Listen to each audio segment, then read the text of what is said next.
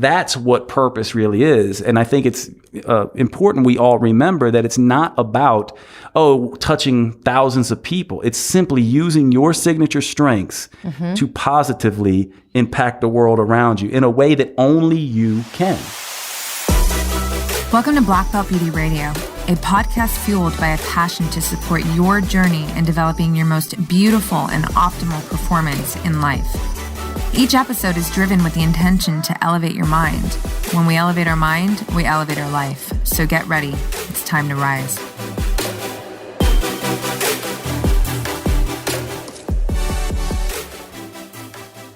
What's up, everyone? Welcome back to another episode of Black Belt Beauty Radio.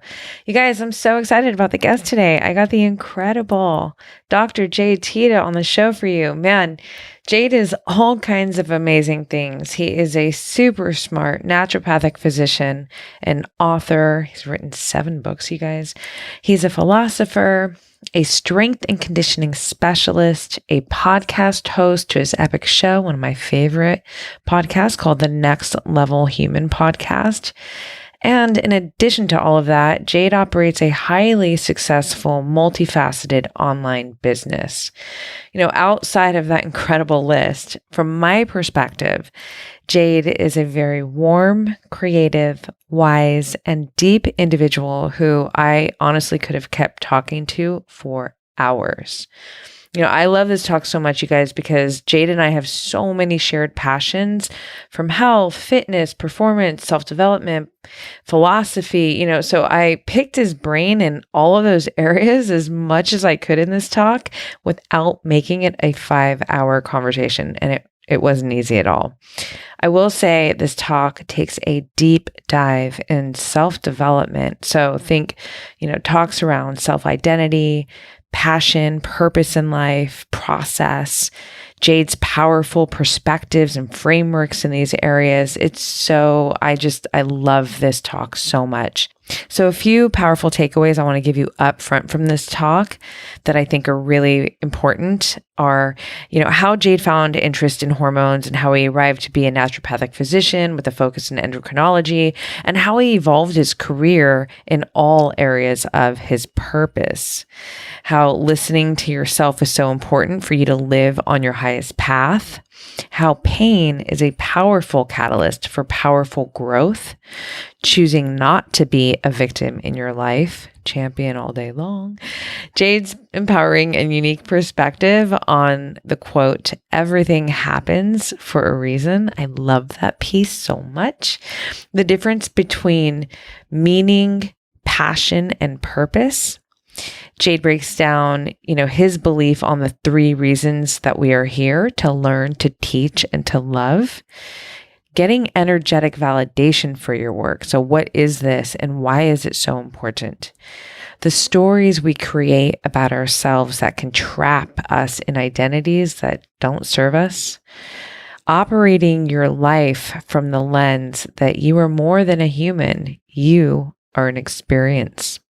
How your physical state impacts your mental state, and Jade's breakdown on his 4 jobs: career and finances, health and fitness, personal relationships, purpose and meaning, and how all of these important aspects of our lives affect the others, and so much more, you guys. That was truly the tip of the iceberg. This conversation is so rich in thought-provoking ideas that will for sure make you think deeper about yourself, your passions, and your purpose in life, as well as your approach to your health. And it'll have you investigating the ways that you can become more rooted, clear, and stronger in all of these important areas of your life.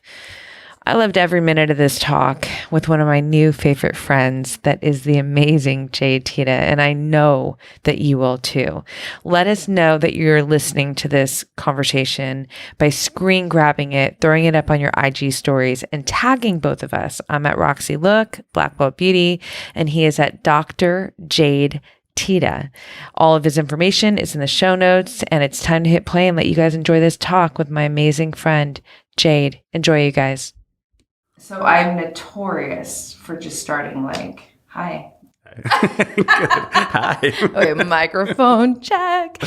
Yo, Jake. What's happening, Roxy? I'm so excited to have you here. I know. It's like truly, it's almost overwhelming in the best way because you touch on a lot of the things that I am very passionate and love, like philosophy, self-development, fitness, training, biology. Man, That's why a mutual friend of ours, right? Esther got us together, and I told her, I said, yes, I'm already falling in love with her. Esther. Oh, she knows. She's amazing. Love you so much. Yeah. So I thank you for making time. Yeah, thanks for having me. Because I'm gonna pick your fucking brain right now. I'm ready. I'm gonna pick yours too.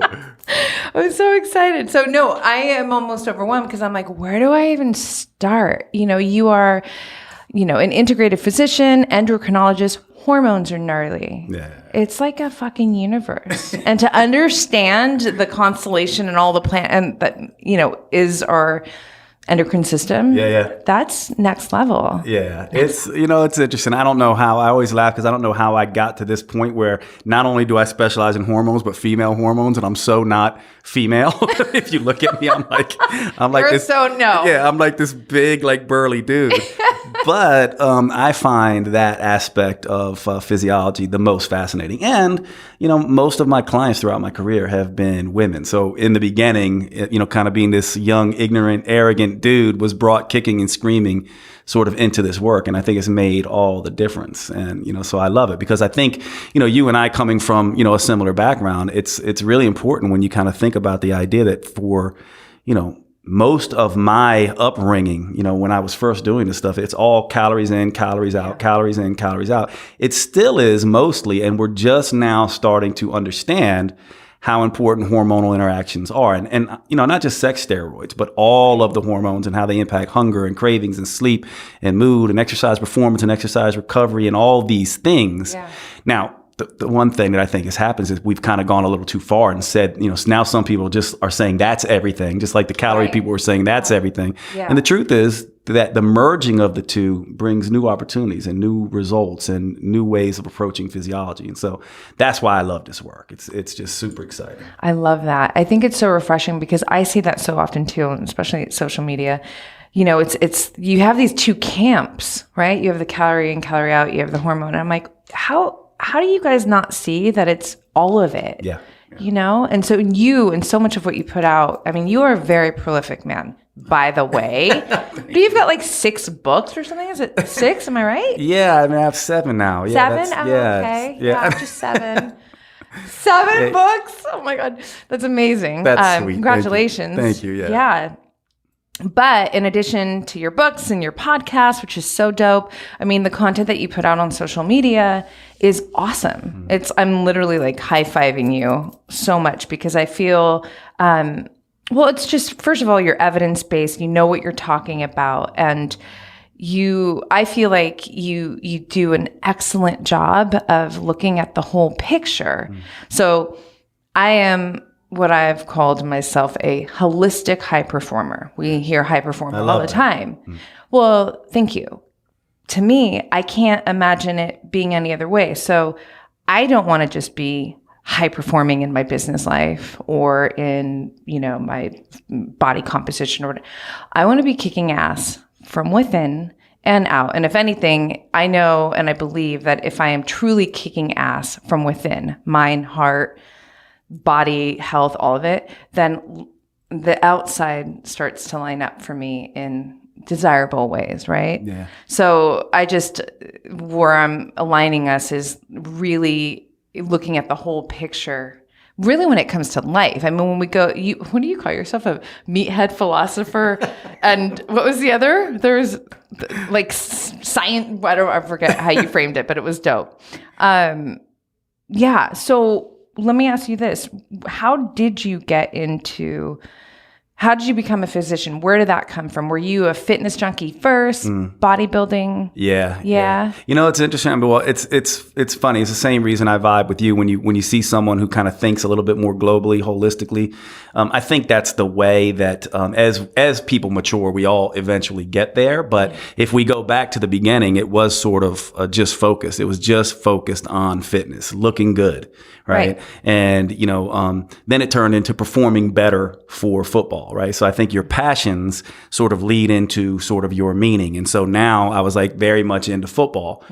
Fitness, though, was the underlying thing. And then that carried over into studying biochemistry in undergrad, and also carried over into being like, hey, now I want to learn about nutrition because I want to look good, but I want to feel good and perform better, right? So that's sort of adding layers on. And then I kind of had a choice at that point to be either healer or teacher. And going into medical school, that's why I went to the school that I went to, because I saw that if I'm going to really do, you know, sort of this healing / teaching thing, I don't know that I just want to do drugs and surgery. I want to anchor myself in health and fitness and mindset. And that led me to being sort of the integrative, you know, sort of route. So I am a naturopathic physician. A lot of people don't know that about me. Bastyr University is where I went to school. And then like you, right, being this high performer and sort of blazing your own trail, it's something as I watch you, I can just kind of see that that's kind of how you are. It's Path like creator. Exactly. You create your own path. And I figured that out too. I was like, you know what? I don't have to do it like every other physician or every other naturopath. What I said is, I said, look, here are all the things I'm good at and that I love. You know, I'm a strength and conditioning person. You know, I have multiple certs in that. I love psychology and philosophy. I have multiple health coaching certifications. I'm a integrative physician and biochemist, and I want to do all those and teach in those areas. And so I made a choice to go in that sort of direction. And, you know, here's the interesting thing about that, right? Like, it worked out. I don't know that it always does, but it's something that, you know, I got lucky and I get to do my purpose for a job. And now, you know, you and I, you know, get to sit here and talk about this. But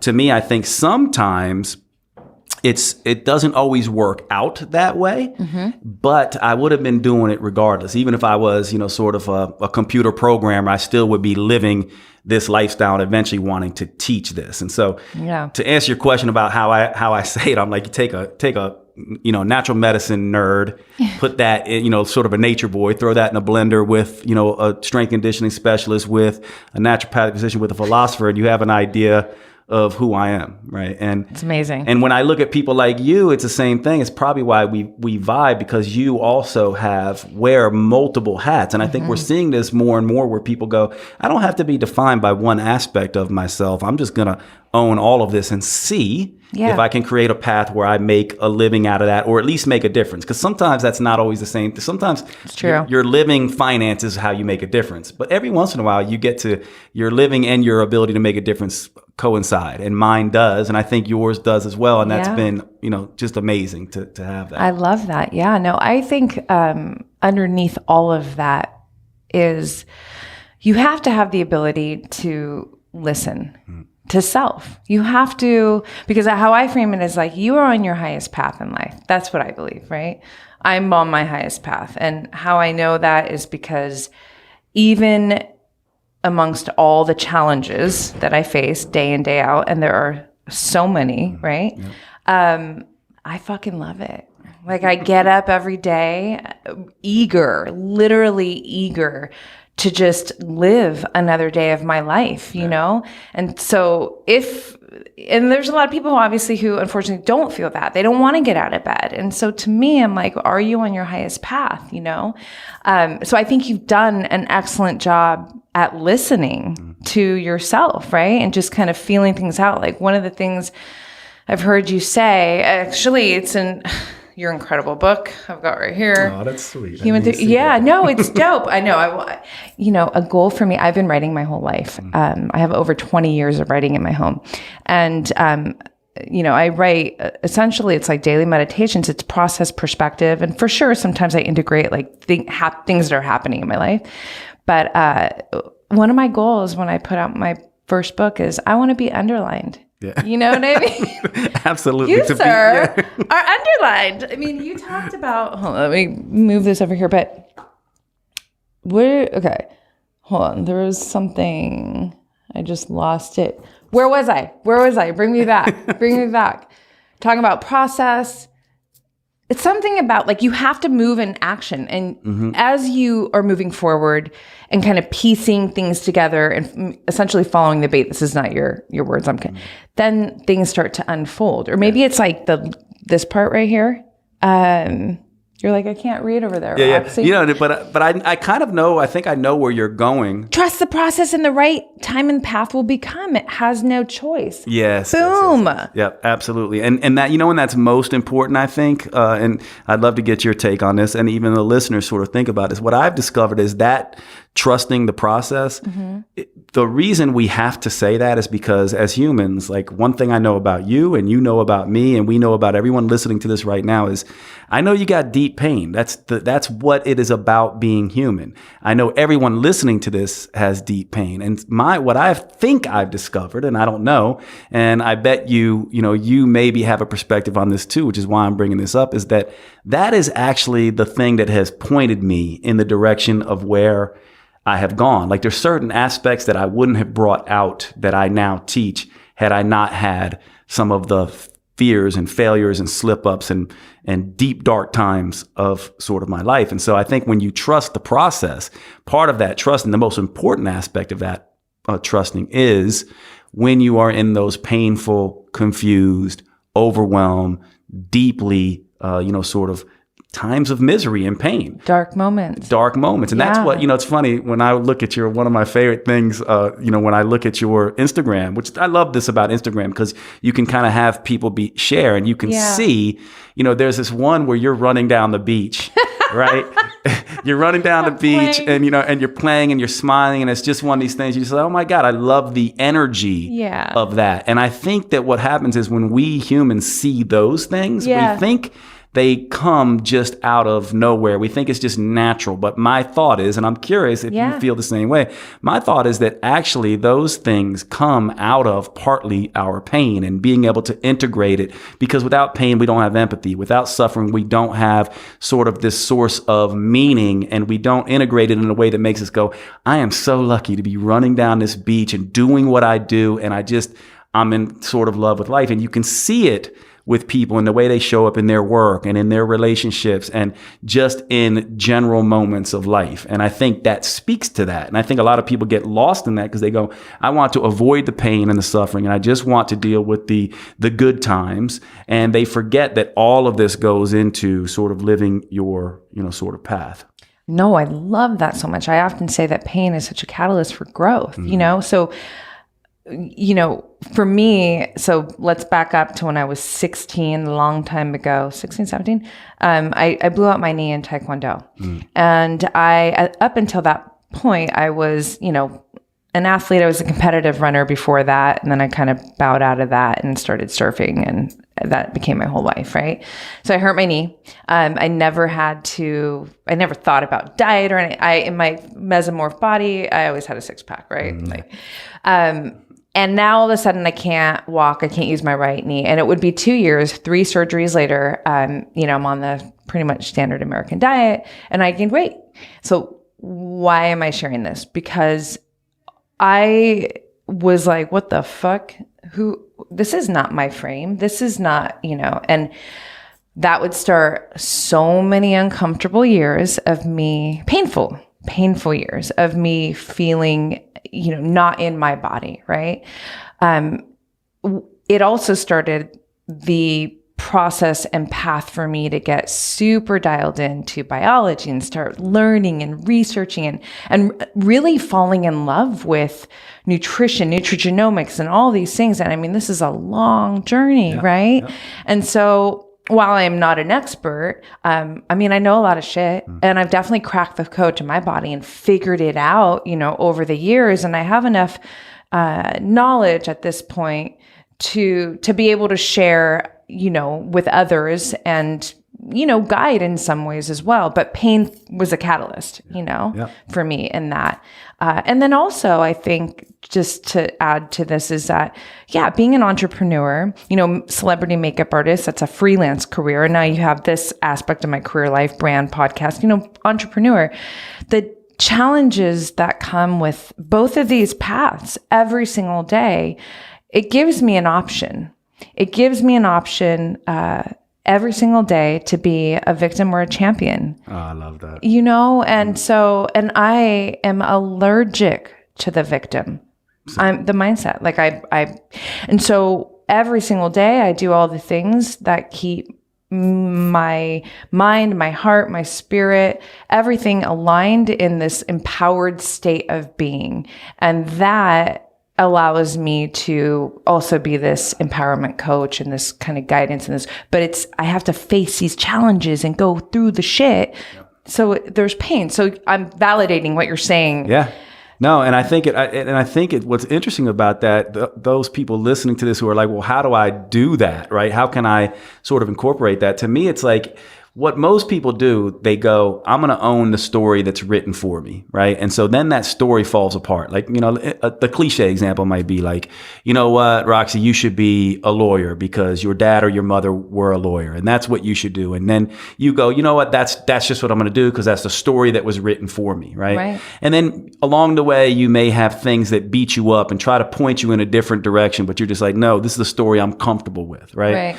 But what I think pain does to us, it knocks us on the head again and again, so we question our stories. And in your case, the story of athlete badass got dismantled very early. You were attached to that story. You loved that story, and it's a story you lost for a time. Yeah. And during that time where you lost that story, you had to integrate different aspects of yourself and create a new story and a new way to make meaning out of that injury, right? So who knows what you could have ended up being, someone who helped people heal, like a physical therapist, or you could have gone in other directions, but it served you. And I think that what I'm trying to say is what most people do is they just hide from that or avoid that and then just go right back to the old story.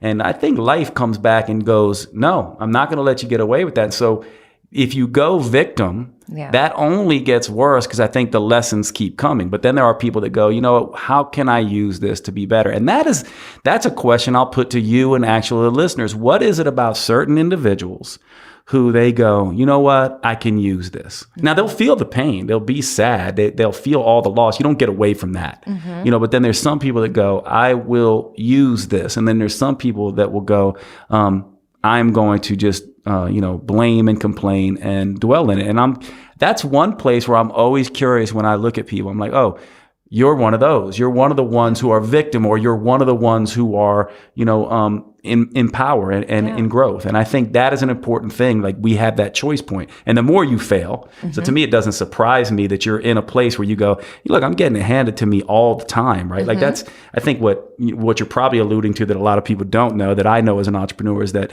it looks sexy and fun from the outside, but it's also can be pretty unpredictable at times. You have a lot that you're dealing with. You're doing 5 different jobs, not just one. Exactly. And finances can be up 1 minute and you're flying high, and the next minute you're down. And these things teach you and grow you, I think, faster. So it's sort of like, you basically leap and you have to weave the net as you fall and figure it out. And on the way down, the more you're doing that, the more confident you get. You're like, wow, I can do this. And then next thing you know, you're like, people are like, what is it about you that I just want to be around, that you're so positive and, you just bring the good stuff everywhere. And you kind of look back and go, I don't know, but I think it's all the times you got the shit beat out of you and then you got back up and turned it into something good.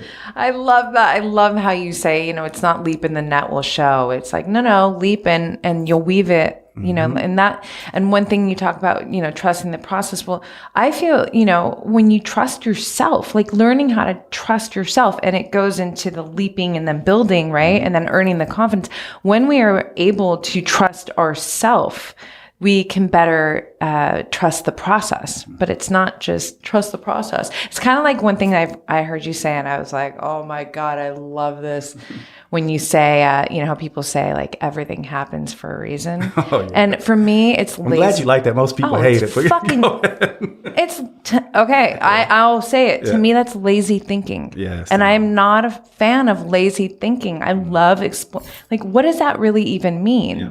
And I don't like blanket cliche statements. While I understand that they can make people feel better, and ultimately, you know, that's what they're wanting. They want the hope and stuff. But, you know, it's I think because I'm always, you know, turned on by this idea of how can I lean into myself harder? How can I trust myself more? How can I become more resilient? And, you know, so it's like, well, can you speak to that actually? Because your idea about that statement, I think, is so, I want to put it on loudspeaker right now. Yeah. I am actually. Hey.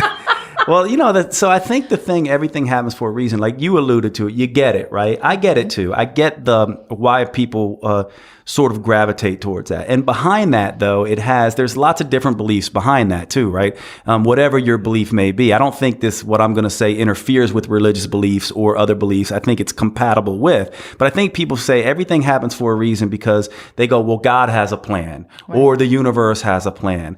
The problem with that, though, is no matter what you believe, you still are the one that has to live this life. And so by saying everything happens for a reason, you sort of give yourself this sticking point where all of a sudden you're waiting to discover and find the reason, as if it's out there somewhere and you got to go, well, I have to go find it. Is it there? Is it there? Is it there? And what happens is you will constantly be confused because it's not anywhere. You have to choose a reason. So what I say is things happen and you make a reason. You simply decide. One story I bring up all the time, it's one of my favorite stories, is I'm a kid of the 1980s and the milk cartons, right? So you know, right? So the milk cartons, remember all the missing kids on the milk cartons. Well, think about that woman. I think it was a couple. I can't remember. I think, well, it doesn't matter. But this woman lost her child. Child was raped and murdered, and they found them months later. And obviously the worst pain that can possibly happen. Now, she could say everything happens for a reason and go her whole life, you know, feeling forsaken because she doesn't find the reason. Or she could go, you know what, I am going to choose. I'm going to decide what this means. And what she decided is I'm going to use it to save other kids' lives. And then think about what that did for her. She had to figure out how to talk to the legislators, how to talk to, you know, the milk industry, how to manage all of that to get kids printed on milk cartons. So those of you who are listening to Roxy and I right now don't know what we're talking about. When we were kids, Roxy and I, we would sit there and be eating our cereal and looking at, you know, the carton of milk. And on that carton of milk would be pictures of little kids and their names and when they went missing and a little bit about them. Yeah. So that if that kid happened to be next door to you, had been kidnapped and was with the family next door, you'd be like, oh, that's the kid from the milk carton, and call in and save that kid's life. And thousands and thousands of kids were saved as a result of this.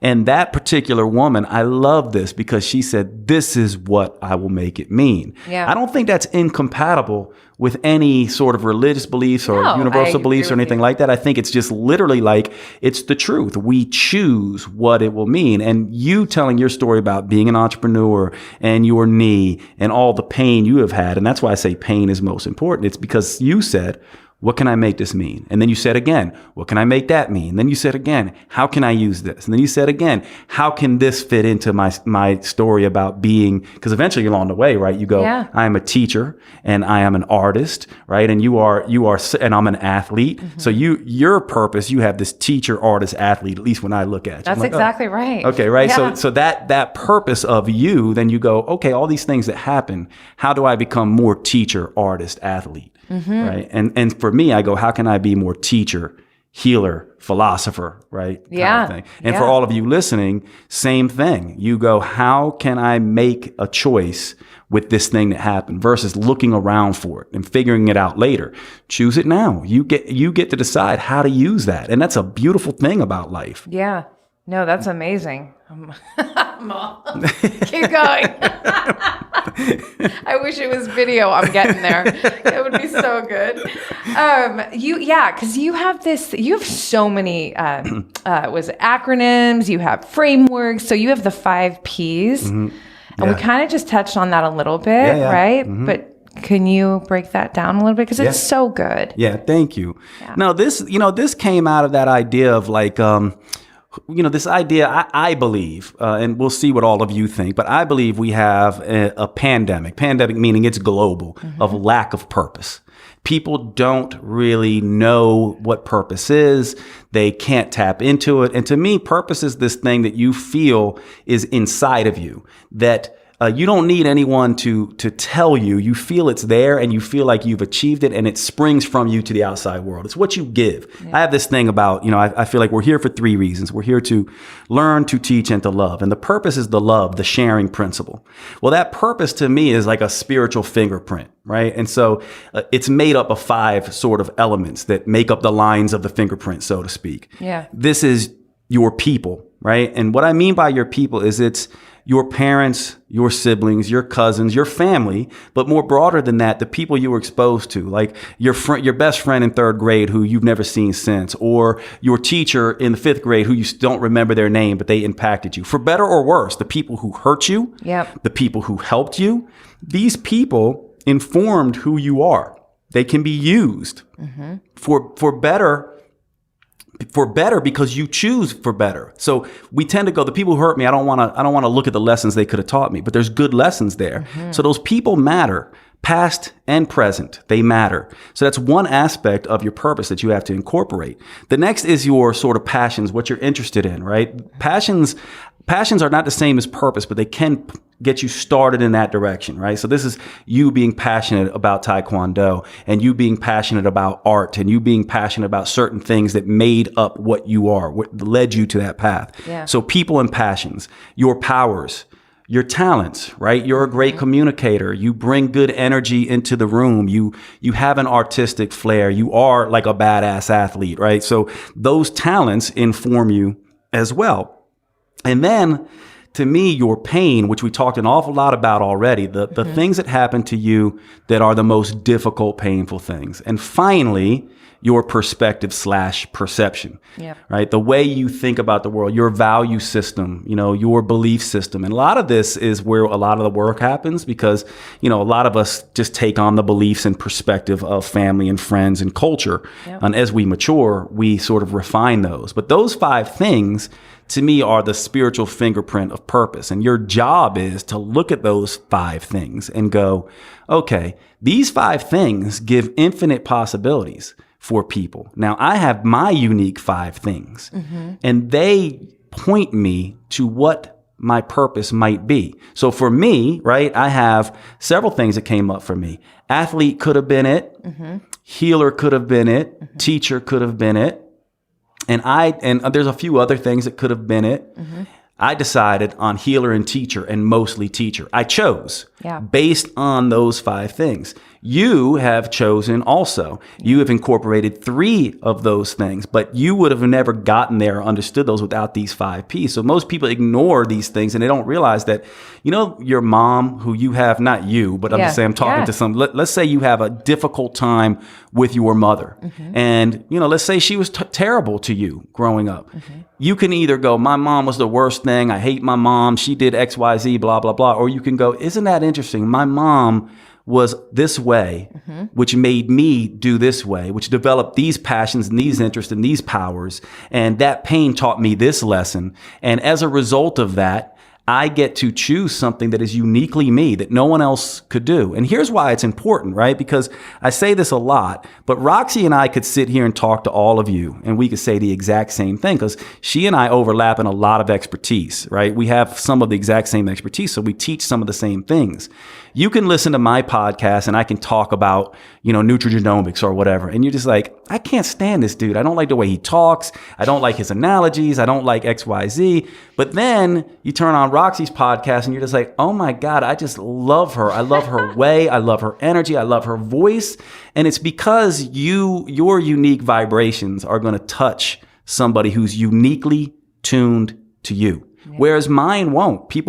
Some people will love or hate me, which by the way goes to a whole other thing, which is, the psychology of, Adler. Like most people know Freud and most people know, Carl Jung, but Adler was the 3rd big psychologist. And he has one of my favorite sayings, which is to be successful in life, have the courage to be disliked. And so one of the things when you develop your purpose, you have to also understand that when you truly own your purpose out of these 5 things, some people you're going to change lives and be magical for people. And other people are not going to like that. And you have got to have the courage to move forward with that purpose Anyway, so I don't know if I touched on the elements you wanted me to touch on there, but okay. Yeah, no. I'm like, well, I just think it's a long discussion, you know. No, it's I know. That's why I'm calling it out now. This is round one with you. No, I love it so much because first of all, it's incredible how you've created these frameworks, and I think it's so helpful. Do you know how many people hit me up and ask me, how do you're such a passionate person, because you see that energy and it's all very real. I don't know how to be anything but myself. So authenticity the whole way through.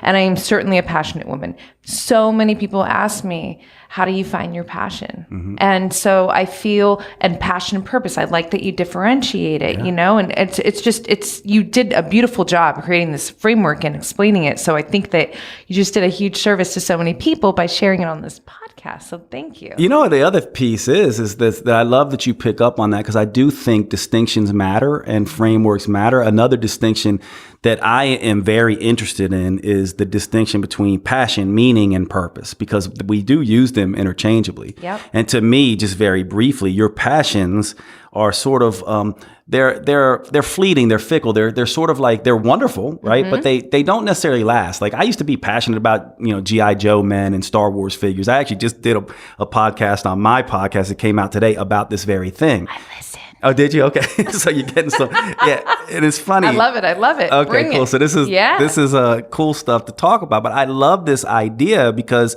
my passions have changed.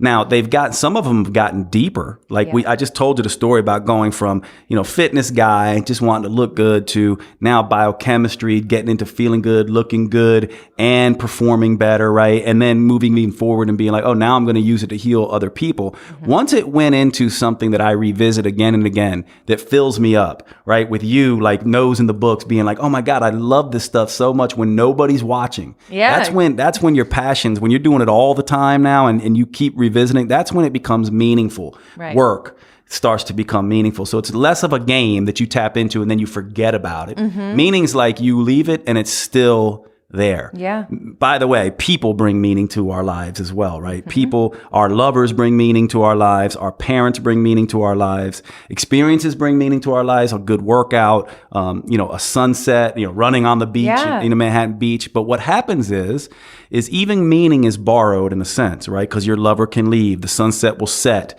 right?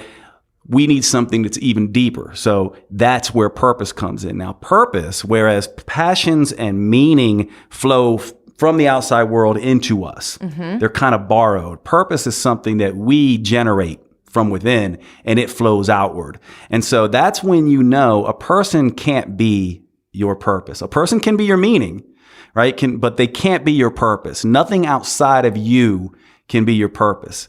And so it's just a really, I think, good distinction, because I do think a lot of people go, well, my kids are my purpose. I'm like, no, can't be, because that is outside of you. Your children can't be, they can be your meaning. They cannot be your purpose, right? That's so powerful what you just said. I love that. And I agree. Yeah. Emerson's one of my favorite writers, existence. Like, he's just self-reliance, and just, I love that you just differentiated that. Hold on. Let me ask you a question. Have you been writing your whole life? No, I haven't. Unlike you, right? Like I want to go read all your stuff. I'm like, do you journal? I do. And here's an interesting thing that I think happened for me. I grew up, I don't know how you were seen, but I think we were talking a little bit about stories. Yeah. So listen to my story growing up. I'm the youngest of four in an Italian family, right? Okay. So my oldest brother was the smart brother. This is my story, by the way. This is what I picked up. My oldest brother was the smart brother. My second oldest brother was the good-looking brother. My sister after that was the sister. She was the girl. And I was the jock, right? Okay. And so part of that story, too, was I was the dumb jock. Wow. And so as I sort of came up through high school, I played very much into the role of the dumb jock. Then I had certain things come up with football and injuries and certain things that happened where, like with you, where I had to go, I don't know that I want to be the dumb jock anymore, or that story's not working. So I had to rewrite it. And that's when I started going, now maybe I'm not the dumb jock. Maybe I'm the smart kid now. And then I went and said, what do smart kids do? And as silly as it is, I'll tell you, this is actually in the science. It's called enclosed cognition. There's a whole science behind this where when you dress a certain way or stand a certain way or do certain things, you'll be smarter. For example, if you put glasses on, you'll do better on a test. That's amazing. Yeah, it's kind of I didn't know this. I feel smarter when I wear my blue blockers. There you go, right? So you put glasses on and you get smarter and people see you as smarter. So I started dressing differently at this time. So this is an important thing. So here it goes back to the writing. So I decided, don't know where I got the idea, as I'm going through, as I'm having all these pains and these life experiences and my 5 Ps are manifesting, I decide I'm teacher. And then I go, well, I've just chosen my purpose as teacher. What do teachers do? They partly write. What do professors do? They write. And I'm like, but I'm not a writer. So I said, well, that doesn't mean you can't write. So what do writers do? Well, they read books and they write constantly. So I started writing back, when I graduated from Bastyr University in 2004, I think. And I started writing pretty much every day since then. So I have thousands of notes. What were you writing? Like what was just thoughts. At first it was stuff like, writing about insulin resistance and stuff like that because I thought, or writing about the things that were deeply meaningful. I've always been someone who's been very interested in romance and stuff like that. So I wrote a lot about why we attach and read a lot about attachment theory and how to deal with breakups and not just romance, but also personal relationships in general, like sibling relationships and friends and all that. So I wrote and wrote and wrote and wrote. Now, most of that was absolutely horrible. Then I started a blog. That was my first time. And this is where I think is really interesting because then I was like, oh, now I'm a blogger. That's a little deeper. Like now people are reading what I'm writing. And I do think you have to go to that point, right? Yeah. Like you do that too. Like we put our information out there. It's like owning our purpose now. Sure. And all of a sudden we declare our purpose and it opens us up to a lot of hate because people go, I don't know that I like that. I don't know that I like that, Jade, you're writing. Yeah. And then from there I went, I'm going to write a book. And no one believes it, by the way, until you own it completely. Right. And that's the one thing that I would say to everyone. You have this drive to do something. And I'd be interested. I want to hear what you think about this in your process, how you went through this. But to me, I realized, you know what? No one's ever going to declare me an expert. As a matter of fact, today, I still get people being like, oh, you're an ND. You're not a real doctor. You're this and that. And, it doesn't even, at this point, it doesn't even bother me anymore because I've just owned it so fully. Yeah. But I think those of you listening to this, so you're kind of like, well, I kind of want to be where maybe you and Roxy are, or I've run into this issue where I'm afraid to put myself out there, or I know what my purpose is, but I feel a little bit like, timid about putting it out. To me, I go, you have got to begin the process of feeling that pain and exposing yourself to other people. That's why I love other people, because there's such good feedback for us. Absolutely. And then as you keep doing it, your brain goes, damn, Roxy really is doing it. Jade really is doing it. And then it goes feed forward, and you're the only person you have to convince. So I'm curious what your, sort of how you manage that. How I manage that? Was there a phase like with me where you went through and you're like, I don't know that I should be out there doing this, or I don't know if I should be teaching the way I'm teaching, or second guessing yourself, so to speak. Well, I think one area where this would kind of come in and I can offer some thoughts on is that, for I would say almost 20 years, basically, career is celebrity makeup artist, right? And then, in the last 5 years, I launched Black Belt Beauty. And then 2 years ago, I launched the podcast. And really, I'm actually certified, but now I'm this empowerment coach, right? That's essentially what I'm doing on the podcast, And, but social media and, career, like everyone has known me to be Roxy, the celebrity makeup artist, right? I love this. And then, I will never forget the day that I put, announced, hi guys, I have this podcast. And here's the thing though, in real life, if you've interacted with me, that I'm a geek about nutrition, fitness. I speak in layers. I'm a constellation thinker. I like poetry it's just like, so it's not really a surprise to people, but to put myself out there and say, hey guys, I'm doing this now and I represent this now, when really the whole time, like all this shit is inherent and it's all part of me. Yeah. It was hard. It was scary. I created an episode about it, but it's so my truth, that I said, fuck it. I gotta do this. And I think it's still I think when you are in the beginning stages of anything, we'll just say business as an example, and you're putting yourself out there,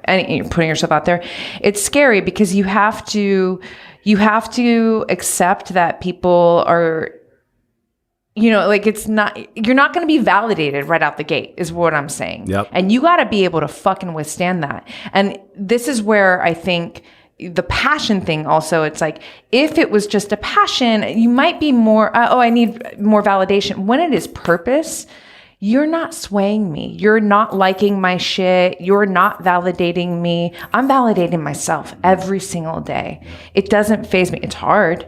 I'm not going to, just the beginning of stages of things. But yeah, I think that, I don't know if that, No, it answers it fully. Yeah. That's the experience I had as well. Yeah. And here's the thing I'll say, and I'll be interested to see what you say about this too. To me, we're all human, right? So of course we want people to like us and say nice things and this and that. But I think when you're deep in your purpose and you're feeling like I am in alignment and feeling fulfilled based on what I'm doing, that those things last a fraction of a second compared to what they used to last when someone has something negative to say. And even weirder, when someone has something positive to say, that doesn't seep in as much anymore either. It's like this weird thing where it's like both compliments and sort of criticisms don't have the same meaning. You just kind of go, I'm just using them as feedback. Yeah. And sometimes it's like with feedback, if anyone's good with feedback, you get very good at being like, I can use that. Yeah. Or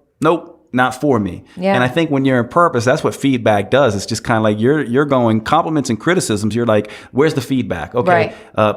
Throw that compliment away. Throw that criticism away. Oh, there's a compliment that has some good feedback for me. Oh, there's a criticism that has some good feedback for me. You start looking at them very differently. And so I'm wondering if that's where you've gotten to. It doesn't always work like that. Yeah. Well, I want to say on one layer of that, I say totally, right? Like, yes. But I will say that when I get feedback in a complimenting sense, I mean, like feedback that I get, we'll just use the podcast as an example. I get some really deep shit that touches my heart. It's like because of you, I felt brave enough to quit this job and go for that next one. And I got, it's like stuff like that where, and why this is really important to me is because going back to the very beginning of our talk, I am a true path creator. Every single day I get up, no one's telling me how to do this right, how to do it wrong, go this way, go that way. I have a muse. I call her my muse, and it's essentially my future self and this kind of higher me. So it's all me, right? Just me expanded and fortified in all the ways that I desire to be. And I just listen to her. And so I live very intuitively, and everything that I'm doing, literally Black Belt Beauty, like one of the taglines is with passion, purpose, and vision, right? So every day I get up and I'm like, okay, I'm going to go this way. Okay, I'm going to put this out. Okay, I'm going to record this solo episode and put this out. So when I get this feedback, it's like, it feels like a kiss of alignment. Like, yeah, do I need it? Do I need it is a question. Yeah. The answer to that would probably be no, because every day I'm getting up and I'm doing it anyways.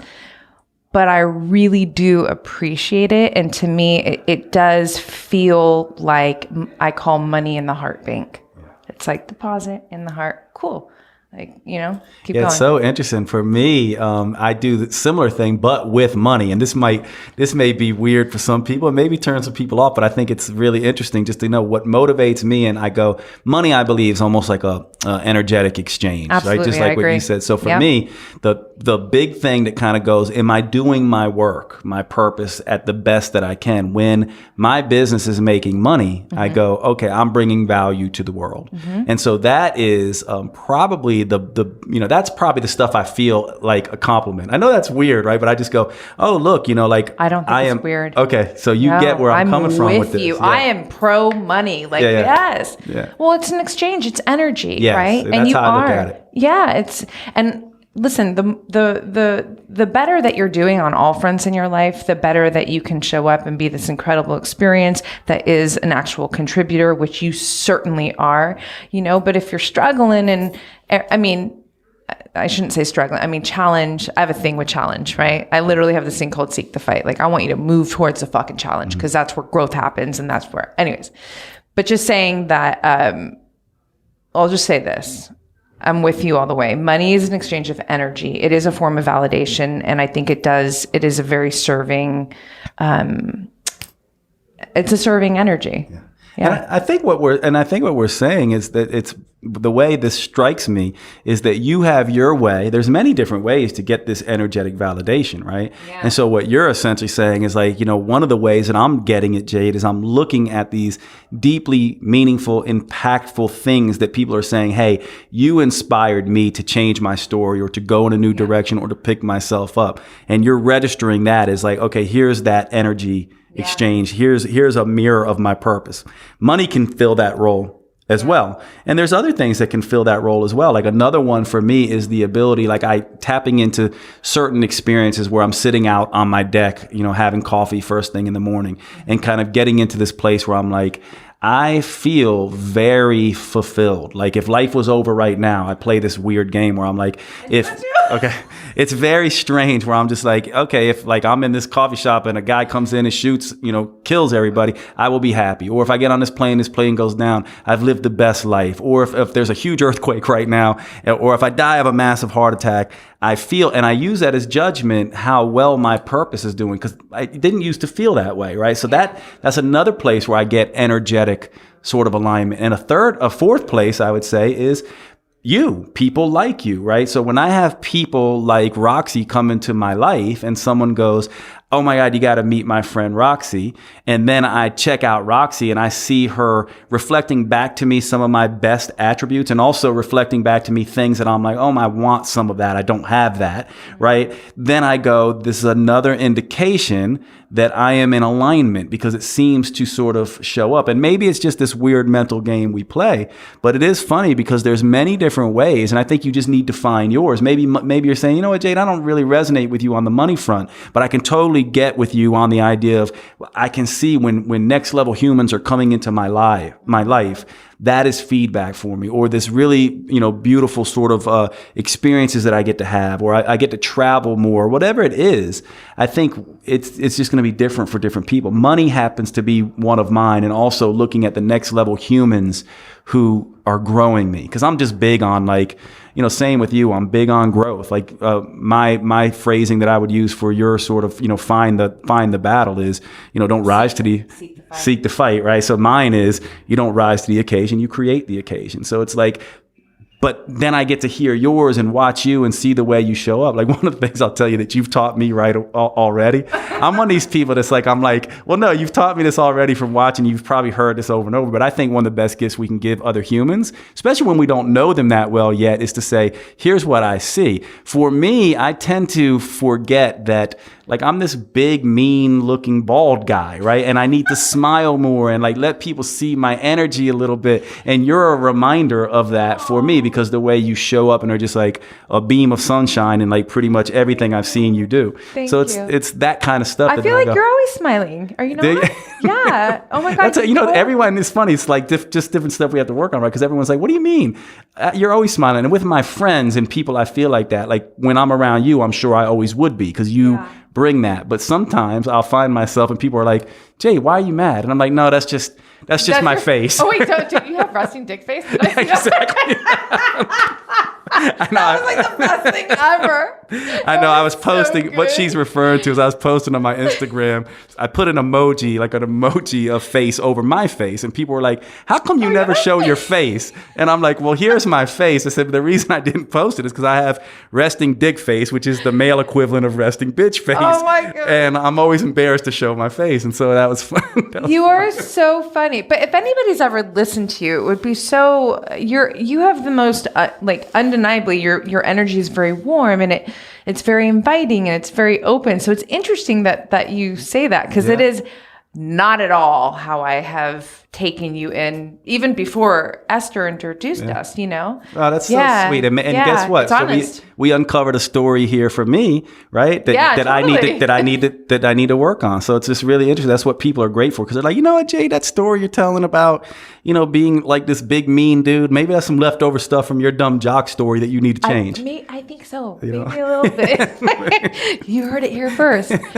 Wait, okay, so I would be disservicing all the women listening to this podcast if I didn't pick your brain a bit about metabolism. You're such an expert there, hormones. I don't even know where I want to start with you with that. I kind of want to just throw one thing in though that's so important. It's such a do you know one other thing that we so have in common? What?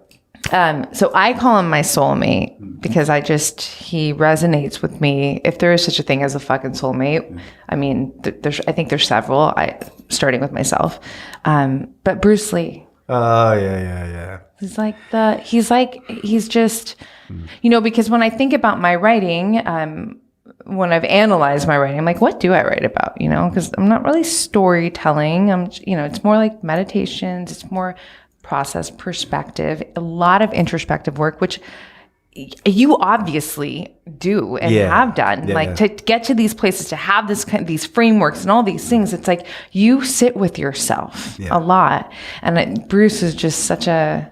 Well, think about what he accomplished. So those of you, you know, Bruce Lee, we're talking about the actor and the martial artist, and I see him mostly as a philosopher. And that's what he was. And he died, at 34 years old? And think about what he accomplished. Before Bruce Lee, this is what I love to say with Bruce Lee. Before Bruce Lee, to be an Asian male in a Caucasian world was to be a weakling, right? It was kind of like that's how they were seen and even made fun of and all. And here this guy comes in with such immense power and presence. Not only does he bring the entire Tao Te Ching to the sort of Western world and teach Lao Tzu's, you know, sort of stuff. Those of you who don't know, this is he was, I think, the one who popularized Taoism in America. So he brings this whole framework over. But in, you know, a matter of, 15, 20 years, he basically completely upends the way we see Asian men. Now think about that, not just Asian men though, but think about where the world has gone, where people used to be afraid. Anyone who was different than you was threatening. Yeah. And all of a sudden it takes a Bruce Lee figure to basically say, listen, I know I'm different than you, but I'm human just like you. We're all part of Team Human. And let me, just give you some of my energy. And the way he showed up in that way, he changed sort of everything. So that's why I love him so much. And then when we don't have many of his writings, which is too bad. But what we do have, he's very deep, because to me, he's sort of this perfect merging between Stoicism and Taoism, which seem to be very different. But he has those two things. But I'm curious, that I didn't know that you were. It makes sense though, because you're so into martial arts. No, but that's the interesting part. It's not because of martial arts that I fell in love with him. It's literally because, and I say it with so much reverence, he's not my teacher. He didn't teach me things. It was more that when I became acquainted with his writing and his thought process, there was it resonated, and I'm like, and I have proof, because you can look at my writing, right? And before I was reading his things and it's like, oh yeah. And this is happening all around the world, man. We've got 8 billion people, we're not going to resonate and align with all, but he's such a great, I say it with honor that, I can resonate with him in this way, but it was really more of his mindset, his perspective, his approach. And actually, I should say this too. While I may say he's not my teacher, there are incredible writings that he has put out there, thought processes, thought-provoking idea, like Be Water. That's just the most common, I think most people know.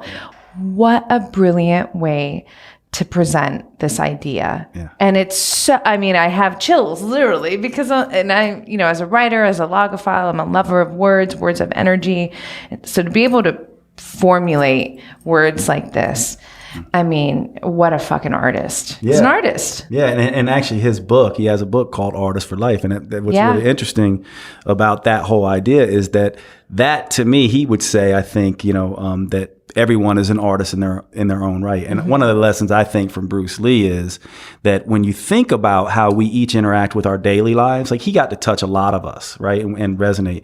But he also, from what I understand, showed up in a unique way for his family. Like his daughter, think about his daughter. A lot of times you think about Steve Jobs and his daughter. And you think about, Bruce Lee, who she reveres the man and still teaches all his stuff. The reason a lot of us get exposed to Bruce Lee now is because of her. Yeah. And that kind of legacy is interesting because it's easy to leave a legacy just with your people. And then it's harder to leave a legacy sort of outside of that, but it's hardest to do both. And that's a guy who's in complete sort of alignment. But it's also a lesson to all of us to basically say, our purpose does not have to be these grandiose things where we touch thousands and thousands of people. Our purpose can simply be the people that we touch in the line at Starbucks, the person we let merge in the car, in the car in front of us. It's that kind of people that show up and you just go, I don't know that person's name, but they made an impact. There's one guy at Whole Foods who I interacted with who had this amazing, well, I'll tell the experience because it's so powerful, but there was this woman who was dealing with dementia at Whole Foods, and it was 5 o'clock, only 2 lines, like someone didn't show up for work or something, and we're all sitting there, and there's the old woman who's at the register. There's a guy behind her around my age. There's me, and then there's literally like 5 other people in line. Yeah. And every time he would scan her item, the cashier would scan this woman's item. She'd be like, "Oh no, wait, no, that's not mine." Or no, what is that? Like he goes, "Well, it's a block of cheese, ma'am." She goes, "I don't know what that is."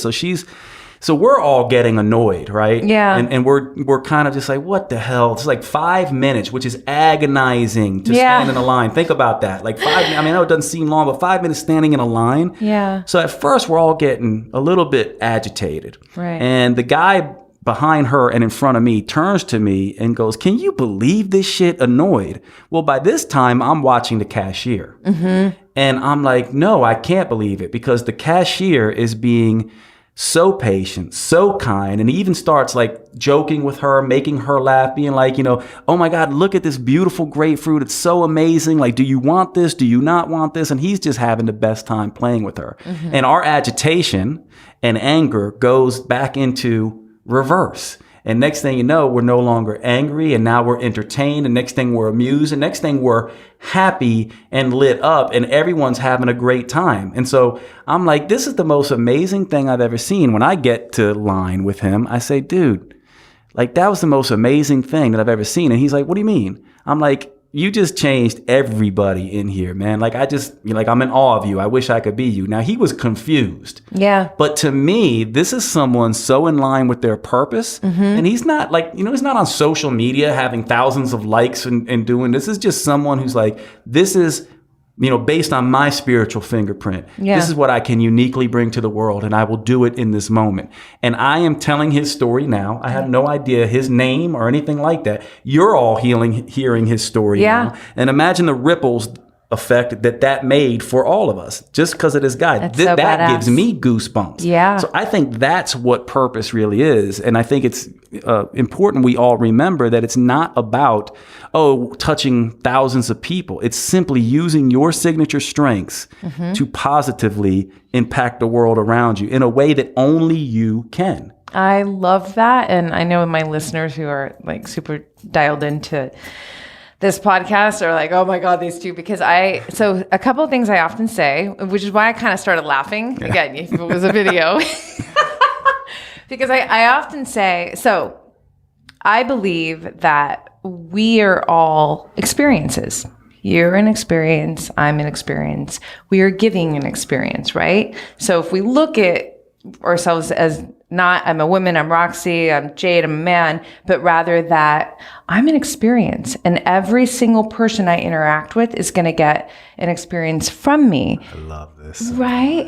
But it's true though, right? But it's the way you worded that. See that whole purpose thing? The way you worded that touched me in a way that I'll never forget that. I'm like, that's right. I'm an experience. I've never thought of it like that before, but it had to come from you. I love that. Thank you. Well, and the one piece I want to add to your incredible story is what my mind picks up is while this, cashier was, yes, he's deeply in his purpose. He's aligned, but you know what else he is? he's fucking present. Yes. Because when you think about why you're frustrated, he's frustrated, she's frustrated, because you guys are thinking of all the shit you got to do. You want to get out. You're not being right there, right now in that moment. And I say this so often, I love that you say it's like you don't need a march and a parade. I mean, that's what you want to do. Great. I'm not saying that there's anything wrong with that or that's not powerful, but don't overlook.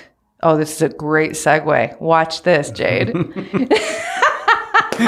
Oh my God. Do not overlook the little, I say so often, inches make the mile, the day-to-day little actions that you can do by being very present, where when you are in line, this is why I was laughing about the Starbucks thing, because I say this all the time, don't overestimate or underestimate the guy's on autopilot, the girl's on autopilot. Hi, how can I help you? How's your day? Right? The minute you are in this present moment and you say, I'm great, how's yours? Boom. It's like, really? Yeah. And that does a lot for people sometimes that you don't realize. Maybe that person was having a shitty morning and all of a sudden you made that person laugh and they're feeling better about themselves. And now that person's going to affect the next person who's standing in line. What? Inches make the mile. This stuff is so important. And how this is going to segue, just a little bit, even though I'm like, God, I get like, it's like consolation thinking. Well, because when we think about health, fitness, diet, I mean, I think that people so deeply underestimate the inches, the little things that we can do every single day to be optimizing our health, right? Mm-hmm, absolutely. Yeah, I just combined. No, I love that. I love that. It is perfect because, here's the interesting thing. It's so, you need a segue like that literally to see that people go, think about if you're feeling shitty. Right? Because this thing that I'm definitely going to steal and totally give you credit for, but you showing up as an experience, you decide that. Mm-hmm. But then you wake up feeling shitty. You don't feel good. Maybe you're on menses. Maybe you're like me and you had a pizza last night and your face is the size of a damn blimp or something and you just don't feel good. How likely are you to be able to show up? It impacts you. Yeah. And so to me, yes, we have to pay attention to the things that we're doing with our body to be resilient. Psychology, physical will follow that, but physically also follow psychology. It's actually funny. I'll give you a funny story about this. When they do research, they were kind of trying to figure out what makes people happy. Yeah. So let's do 2 experiments. Let's have one, and they had them in functional resonance machines looking at the brain. Mm-hmm. So they're looking at the happiness centers in the brain. So one group, they say, hey, we want you to think of your happy place. Have you ever seen Happy Gilmore, the happy place, right? Oh, yeah. So they think of a happy place, happy thoughts. And then they'll sit there and they wait to see how long does it take that happy center to light up in the brain. The other people, they say, we want you to hold this pencil in your mouth and bite down on it because it forces the facial muscles into a smile when you do that. Oh, and wow. Then they go, how fast will that light up the happiness centers of the brain? And here's what happens. When they make you force a smile, the happy centers light up faster and you actually subjectively feel happy faster versus trying to think about being happy. And what this tells you is that what you are doing physically, right, is going to immediately translate over into psychology. So you and I know this, like when I'm feeling insecure, right, and I'm feeling defeated, one of the best things I can do is go in and try to PR in a workout or go lift weights. I immediately come out feeling stronger, more capable, more resilient. And actually, research on resistance training shows that of all the modalities, is the best for self-esteem. Cardio is the best for depression. Sprinting is the best for anxiety, but weight training is the best for self-esteem. So think about that. Yeah, right? So think about how physical impacts, sort of mental, and then mental impacts physical. So we don't necessarily see that, and it's absolutely true that we need to be looking after that. And this is where I kind of have these, sort of these 4 jobs that I talk about. One of the jobs is career and finance. Another job is health and fitness. Another job is personal relationships. And another job is purpose and meaning. All 4 of these depend on the other in a sense. So they're all sort of synergistic and related. So your health and fitness job is definitely going to impact the experience you bring in your personal relationship job. And your purpose and meaning job is definitely going to impact your career and your finance job. And all of that together is what makes you feel like a fulfilled, enjoy human being. And so I think it's absolutely the case. Yeah.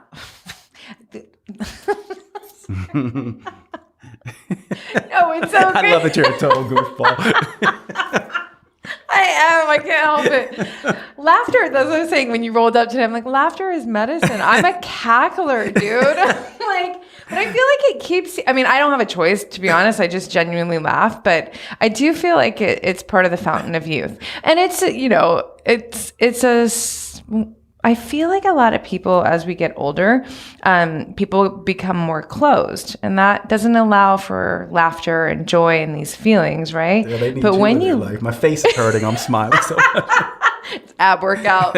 I was thinking why I giggled was just because, like, this is fucking awesome. Like, you've created these pillars, right? Of, what are the most important things that are going to support your fulfillment in life? And I love, and that's, it's very black belt beauty, because so I was saying holistic high performance, if you're crushing it at your job, but then your inner relationships are suffering, like, are you really winning in life? Or if you're crushing it at your job, you have all this money, but meanwhile, you feel like your health is, that's the most common story. Yep, it's absolutely. It's crazy, right? And so it's like, how do you, and that's what this podcast and everything that I put out, it's like, we need to pay attention to all the things. And I feel that we need to make sure that we are investing, making deposits in all these areas. And sure, sometimes you're going to have to, right now I got to deposit more on work right now, just because that's just what is demanding of me right now. But so I don't believe in balance. I believe in harmony, right? Because, like, balance is stagnant, like, oh, okay, I'm standing and I'm juggling or whatever. But harmony to me is it's synthesized, it's moving in motion, it's beautiful. I love but it's that like distinction too, isn't it so cool? It's these distinctions make all the difference in the way you see the world, I think. I agree. Yeah. And it's I sit with myself a lot. I'm an introvert. Yeah, same. But yeah, and so not to brush it off, but just to, like, reel us back, because I am Roxy Rabbit Hole, and I will, we'll be in fucking Antarctica all of a sudden and be like, how do we get here? I'm like, it's cold. Let's go. Okay. So anyways, You are a goofball. To go back into the baby steps of, taking care of yourself, optimizing. One thing that I love how you pointed that out about the physical being so important, because I do believe, and I'm such a junkie when it comes to mindset, and fortifying mindset every day, but nutrition, your sleep, your movement, all of that, I know in my own life, people can look at me and be like, oh, you're so positive. You're so empowered. Well, yeah, but that's because I'm doing the things. Did I come out this way? Do I have a natural disposition to be happy? Yeah, I'm sure. I was, like, laughing a lot when I was a kid. However, I make investments every single day in my health in these ways. I'm managing my sleep. I'm getting my optimal nutrition. I'm, making sure that, I'm getting my resistance training in, all the things. So this is now allowing me to have this resilient mind every single day. It's not just because I wake up, and I think that's, like, people think that think positive. It's like, well, I don't really know I think you need to fuel these aspects of your life, your health, that will allow you to feel more positive about things, be more empowered in your life, right? Yeah, and I think it's a really interesting thing, because most people, when you have that conversation, they don't necessarily know how to do that, because once again, just like we outsource purpose and the stories of our lives, we outsource nutrition and health as well. Yeah. Not realizing that, to me, this is what you and I teach. To me, there's only one rule of this, and that is do what works for you. In nutrition, it's about do what works for you. Now, once we say that, it basically opens up a whole can of worms, because people go, well, how do I do that? Roxy, Jade? How do I find what works for me? That sounds like a lot of trial and error. To me, it's actually become pretty simple, and I can break this down for you all pretty quickly, and then you can see where you want to go with this. But to me, the right diet for you is going to do three things primarily. One thing is going to make you feel vital, and by vital, I mean it's going to help you with sleep and hunger and mood and energy and cravings. This is like the silly acronym everyone knows me for. It's called SHMEC, S-H-M-E-C, sleep, hunger, mood, energy, and cravings. Now, SHMEC, sleep, hunger, mood, energy, and cravings, is sort of a catch-all phrase for all biofeedback.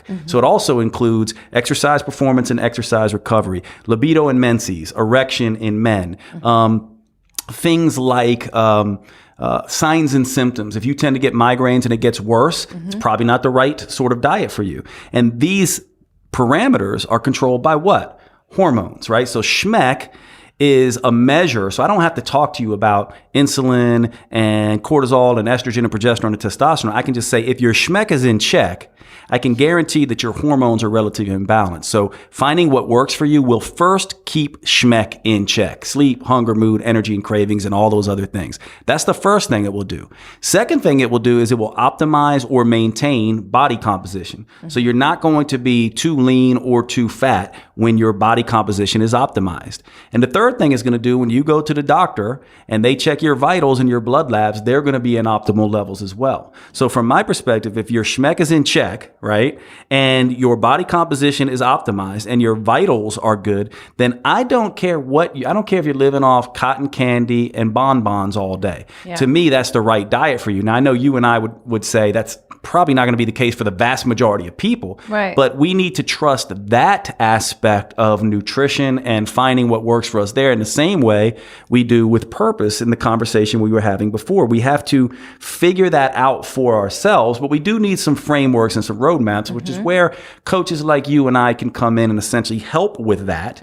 But to me, that's the framework that we need to start from, if that makes solid sense. Oh no, it makes perfect sense. There you go again, just like taking this super complicated thing and then just like buttoning it up all perfect, and here you go. No, and because I mean, health is overwhelming, right? And biology is fucking gnarly. It's so complex. So you take, all this complex stuff, and when you're able to, put it in this little perfect, way that you just, your acronyms and all your things, I think it's super helpful, Where was I going? Well, one place that I know you wanted to touch on was the hormonal aspect for women. And so from my perspective, if you think about what I just talked about here, women should kind of get this right away, because right away they go, men don't get this, by the way. Soon as women hit puberty, right, they know. Yeah. Very much so that hormones have an impact on sleep, hunger, mood, energy, and cravings. Thing. Yeah. Absolutely. Men don't figure this out until andropause, until much, much later. So here's an interesting thing. Right away, then, a light bulb might go off and say, that's really interesting, because from the first day of bleeding to ovulation, I feel great, a lot of women. My SHMEC is in check. I feel powerful. I feel, really functional and good. But then post-ovulation, my SHMEC goes out of check, and I don't feel as stable, and I feel a little bit off kilter a little bit. And this is because these hormones are sort of impacting this. And so from my perspective, women who are very in tune and want to really sort of dial this in, whereas men might just be like, all right, well, I'm going to find or create one diet, basically. Women can essentially use their menstrual cycle here. Yeah. One of the things to know about estrogen and progesterone is that I like to describe them as, I've been describing them lately anyway, as twin sisters, non-identical, right? Yeah. And the reason I say non-identical is because they are dependent on each other, but they do very different things. Yep. So estrogen is the rambunctious, she's the Roxy, basically. She's like, she's out there ready to go. Yeah, right? She's the Roxy. She's fun and she's vivacious and she's like, let's attack life and let's go, go, go. But imagine Roxy had a twin sister who's non-identical, who'd be like, Roxy, you know what? Like, I know you want to go, go, go, but we also need to recover and relax. Yeah, and take some naps. And, so that's the sort of angel on her shoulder being like, okay, I know this is fun and, you're killing it, but let's relax. That's progesterone. progesterone. Yeah. And so when estrogen is dominating the first part of the cycle, women can get away with a little bit more training hard and eating a little bit more calories or carbs, and they just feel a little bit more stable. Yeah. Estrogen, just for the health nuts in the room, right? Estrogen makes the body more insulin sensitive and less stress reactive. So basically all that means is if you're in a calorie deficit, you'll burn more fat and less muscle. If you're in a calorie excess, you'll gain more muscle and less fat. So estrogen is it's my favorite hormone out of all the hormones. It's so funny because it kind of gets a bad rap, right? It gets a bad rap, right? Because people don't understand it. To me, estrogen is amazing. And by the way, a lot of men who are listening to this, estrogen may be the most important hormone of erection as well. There has to be a very balanced amount of estrogen. Too much, erections falter. Too little, erections falter. So I love estrogen. It's not necessarily testosterone. Now, progesterone, though, on the other hand, it's a beautiful hormone too. What it does is say, let's relax and let's make you more insulin resistant. And I love the way that the way the metabolism works. It's intelligent because it goes, all right, we just had ovulation. We just released this egg. There might be a baby coming along. So the progesterone sister goes, hey, everyone, be careful. There might be a baby coming along. We need to save some food for the baby. And we all need to kind of relax a little bit and take it easy so that this can implant and maybe grow this baby.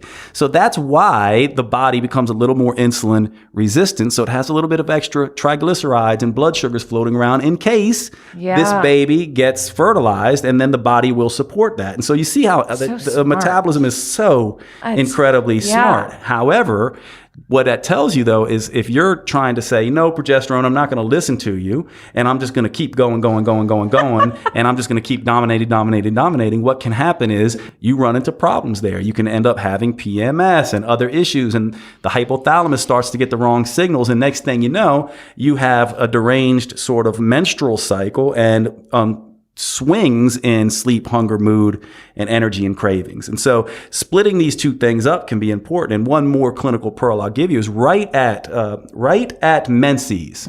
For the women who've gone through menopause, you'll understand this, but for the women who haven't gone through menopause, you go through menopause every month. When estrogen and progesterone fall off during menses, you're in a mini menopause in a sense.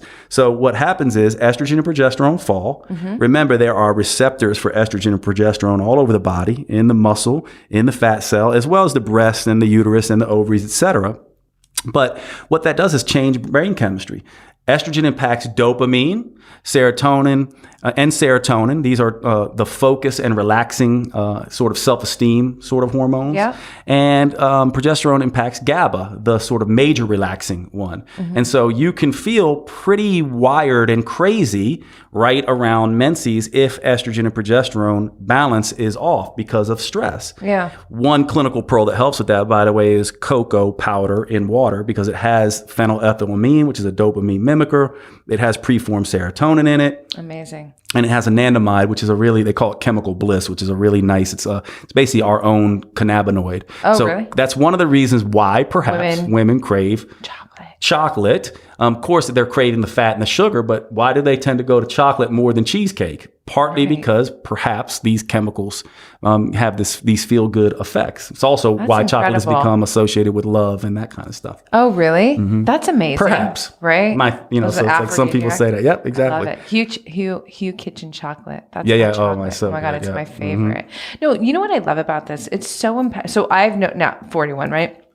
And I am I always pay attention to my cycle for all the reasons. I think it's such an important, whether you're trying to get pregnant or not, or it's a biofeedback. It's a for a woman to know what is going on with your hormones. It's empowering. It's an empowering tool. I know, for example, if I'm looking at my cycle, I tend to right before I start my period, maybe like the day of or day before, I swear I can feel it like surging in me, and I maybe get a little bit more anxious. My resilience, my capacity for resilience is like, it's not there as much, you know? But because I'm aware, because I'm tuned in and I know where I am in my cycle, and I don't take advantage of it, but it it allows my brain to kind of relax. It's not all in my head is what I'm trying to say. I understand what's going on. And, to go back to what you were saying. So then I go, okay, well, maybe, the best form of training right now for me is to do my hot yoga or to, rather than running my 10K in the sand that I'm obsessed with, I'm going to do a long, a 10K walk in the sand. Right. But being able to be in flow with your hormones, and then even the diet part. My diet, for the most part, I don't crave starch, but I know that, where you are in your luteal phase and your follicular, I'm going to post in the show notes the episode that you put out for, women in sports, but it's obviously not just for athletes, but, just explaining this deeper, and how, switching up your diet to that is in alignment to where you are in your cycle can make a huge difference in your performance, how you feel. I think it's so important to pay attention to this and to educate yourself, And own it. You want to know what I know that all the women listening will probably appreciate this, but this is what is so sort of crazy about where we are. It wasn't until 2001, and I think I mentioned this on that podcast, that a lot of the regulating bodies that do research started saying, you know what, we need to start mandating that women are included more in the research studies on this stuff, because women aren't. It's mostly male, college-aged kids, which is why when we think about metabolism and weight loss, which is why it's always like, oh, it doesn't matter that you're a woman. Oh, it doesn't matter that you should, it's like, it's all the same. Crazy. And the fact of the matter is this: women can absolutely train just like men and get great results. Mm-hmm. It's just that understanding some of the stuff we're talking about now can be a huge, sort of boon for you in sort of your fitness endeavors. And also just essentially say, listen, women are more refined in this process than men. Yeah. Right? Men are more coarse, women are more refined. And so it's giving yourself permission to be like, okay, listen, I don't have to be driving myself crazy right now. My body is intelligent and it's telling me, chill. I don't need an extra hour on a treadmill. An extra hour in bed might do me a little bit better. And that's useful to know. Yeah. I mean, even in my own life, the last 3 days, this is like, for me to not move for 3 days. When I say move, I mean, because there is a difference, right? It's like, okay, well, this morning, I don't know. I didn't feel like it. And here's the thing about me. I have those days where I don't feel like it and I don't give a fuck. I'm going. Yeah. But I know when those days are appropriate. Today was one of those days where I'm like, I don't feel like it. I have a lot of lactic acid. There's water retention. Like I'm paying attention. I understand, because prior to these 3 days, I had like 10 days of back-to-back, like, not beast mode every day, but there was a lot of beast mode in there too. So it's like, I can pay attention to this, and because it's my lifestyle too, it's not like, 3 days and now it's game over, but it's more respecting. I'm paying attention to the signals that my body's giving me. And I'm like, I don't need to push right now. If anything, I'm going to chill and just enjoy this progesterone or whatever. All right. And just like own it. Yeah. And also I think the fun part for me is knowing that when I go back, I'm like, oh yeah, estrogen or whatever. I'm just playing into that. But like, I'm just like fired up. I'm like ready to go. And I think that this also allows me to, generate great, I don't really have, it's not like I'm trying to lose weight or anything, but that does come in sometimes. Like I create challenges for myself just for fun. Like, I'm going to do a little mini cut or something, That's to create the occasion rather than rise the occasion. That's why you're so good at this, because, it's, to me, it's like we need that. But in happiness psychology, actually, a lot of people don't know this, but achievement for achievement's sake is actually a happiness quotient for us. And so you're tapping into that. And I also have this other thing where it's like, you're someone who sort of embodies this idea of, it gets easy from doing the work. You know what I mean? It's like, in other words, like your brain is watching you all the time. And so it's basically going, okay, I don't believe you. So Roxy knows that. You're tapped into that. Right? That, okay, it's watching me, it's judging me just like I'm judging other people. And so I have to show up and be the thing. And otherwise, Stories, if life is nothing if not changeable. So enough days where you're not being the thing, and you do become something a little bit different, maybe that you don't want. You're changing anyway, but at least be the director of that. Yeah, no, absolutely. I love that. I always say you have to be the observer of your thoughts. Right. It makes me feel, it makes me feel better too, because I'll be honest, right? Like seeing, and I'm sure a lot of your listeners are like this too, seeing you, right? Super fit and just always like go. Like it's comforting to know that even you are someone who goes, you know what, Anna, I listen to my body. I do pay attention to recovery. But at the same time, I also will not tolerate, lazy thinking either. Like I show up both. And in a sense, the mindset is the same. You're showing up and going, I am going to listen to the inner wisdom, not the inner lazy, but the inner wisdom. Yeah. Well, I think so. I have this formula that I created for this, essentially how to live from a very empowered mind, right? So living an empowered life. And it's sequential: self-awareness, the 4 S's: self-awareness, self-connection, self-love, self-confidence. And it has to be in the making, literally. Yeah. It has to be in that order. You cannot be so self-connected if you don't have self-awareness, right? So can I hear one more time just for me? So it's self-connected. So self-awareness comes first. Yeah. When you are more self-aware, you become more self-connected, right?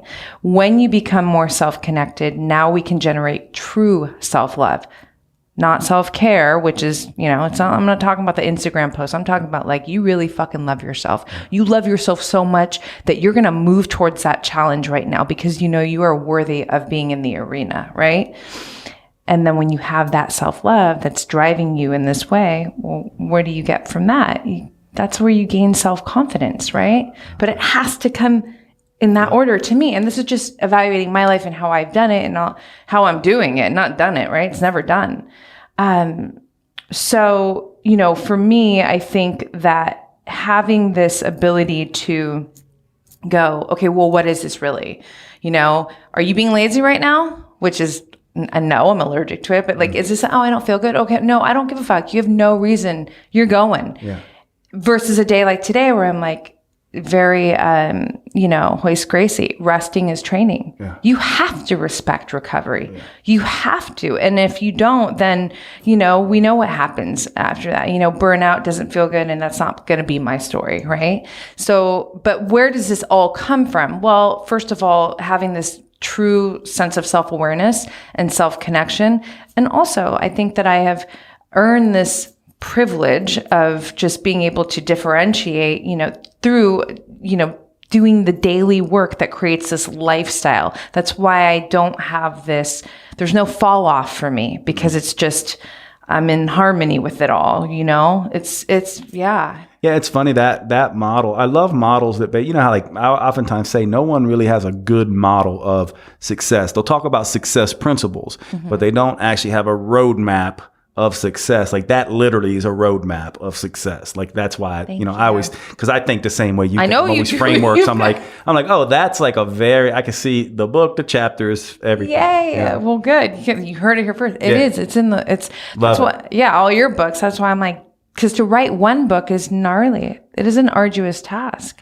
Yeah, and you want to know what's interesting about that? Once you do, like, it's going to be just like what you discussed. And anyone listening, I think anyone who's easy is earned. And so in a sense, now I go, wow, I used to think it was gnarly too. And then after I did 1 and then 2, and now I just go, this is actually not that bad. And what you do is you just get really good at it. And that's where, by the way, right? So like you and I, hooking up like this, I can show you and shortcut. That's what's great about having coaches, because for books, actually, it's not nearly as crazy as you might think. It's all in, anyone listening to this is all in the outline. Once you get the outline solid, then I write my books now in a week, believe it or not. What? Isn't that crazy? Dang. Show me your ways. Because you have it already. You have the framework nailed. Yeah. So like all you have to do is get very specific with that. Yeah. And then it's just filling in the gaps. Then you just get a good editor. That's a hard part. But the first draft, I would say the first draft is the hardest part, and that comes out of a good outline, which you already have. That's amazing. Yeah. Thank you. I'm going to take your It goes way faster.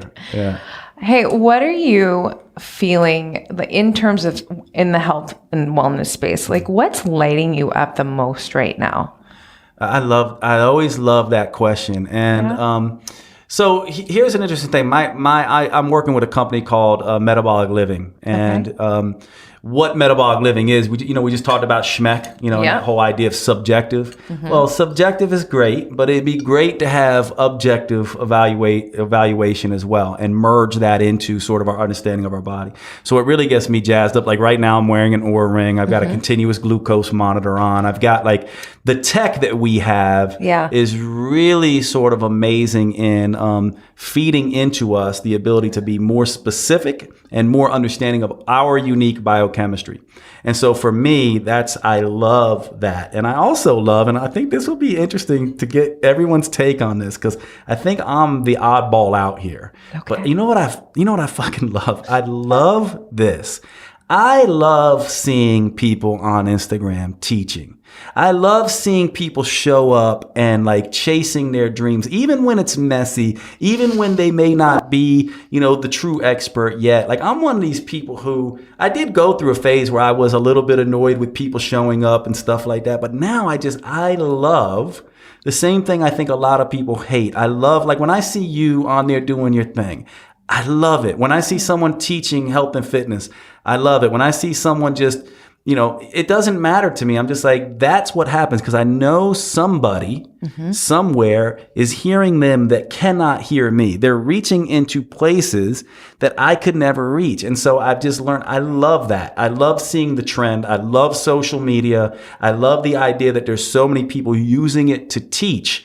We've never had this before. So I love that. I'm so excited about that. That's amazing. Yeah. That's such a powerful thing to put out, because we always hear the opposite. I think we hear that more. But I totally get where you're coming from. Because at the end of the day, too, I think this goes back to the beginning of the conversation, even where we talked about it's being more accepted that you can be more than one thing. And by the way, how you fucking should be, honestly, because life is ever evolving. Yes. And if you're not evolving, then you're just dying slowly. Yeah. You're pond water.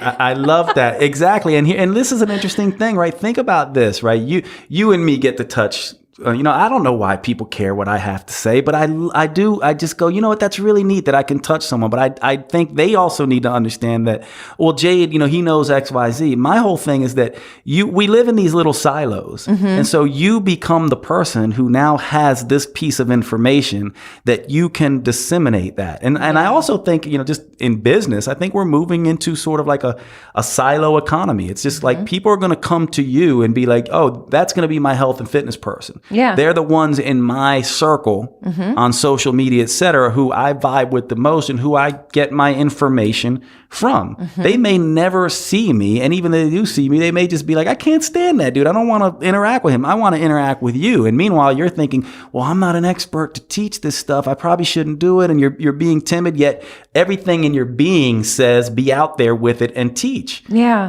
Here's my rule. And I want to see what you all think of this. My rule is this. I do realize there is an issue with people who are not true experts who are teaching. And to me, this is the difference between another, sort of distinction. When you and I have hit 1,000 today, but to me, there's a difference between faking it and there's a difference between being it. So, this fake it till you make it thing versus be it till you see it thing. Faking it means I'm just going to show up, pretend I'm an expert, and not actually go and learn anything. I'm not going to go to conferences. I'm not going to read books. I'm not going to pay attention to research.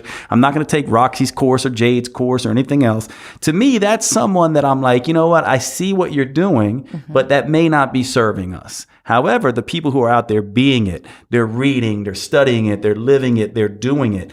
Those people, if you're that person, then you absolutely need to keep doing it. Now, if the fakers, in my mind, they're chasing passions for a little bit, they'll be gone. They're not going to last long. Right. But the people who are being it, you have to own that and do it. So that's the difference. So I'm not saying I love it, all of the people out there. Sure. I just go, you know what? Everyone's going to figure it out. But I'm so happy so many people are embracing this. Because look, in my personal opinion, we cannot have too many health coaches. We cannot have too many people preaching about purpose and meaning and how to live a better life, and I agree.